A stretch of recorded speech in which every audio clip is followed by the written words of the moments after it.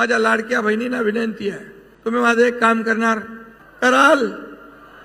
लाडक्या बहिणींनी फक्त आपल्या घरी गेल्यानंतर एकच सांगा, ताबडतोब डिसेंबरचे पैसे तुमच्या खात्यात जमा होणार, हा शब्द आमचा।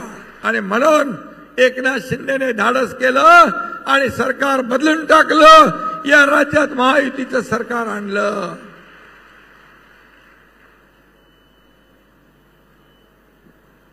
जर मला सांगा सरकार बदललं नसतं तर लाडक्या बहिणींना पैसे मिळाले असते, लाडक्या भावांना योजना मिळाली असती, लाडक्या शेतकऱ्यांचं कर्ज माफ झालं असतं, त्यांचं वीज बिल माफ झालं असतं, वयश्री योजनेत पैसे मिळाले असते, माझ्या मुलींचं उच्च शिक्षण झालं असतं।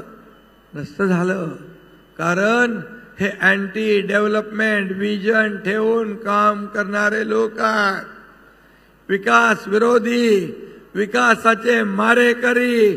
त्यांनी एक तरी काम सांगावं, आता पण सांगतात आमचं सरकार आलं की आम्ही हे करू, आम्ही हे बंद करू, ते बंद करू, अमकं बंद करू।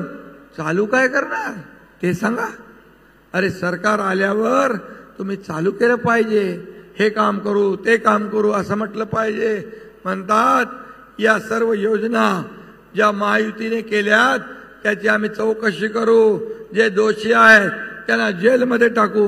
कोणाला धमक्या देत आहे? अरे एकनाथ शिंदे अशा पोकळ धमक्यांना घाबरत नाही। एकनाथ शिंदेला लढायला मनगटात ताकद लागते। आणि मला हलक्यात घेऊ नका, मला हलक्यात घेतलं म्हणून सरकार पलटी, टांगा पलटी, घोडे फरार करून टाकले 2022ला। आणि मग कोणाला घाबरता? एकनाथ शिंदे संघर्षातून पुढे आलाय, आंदोलनातून पुढे आलाय।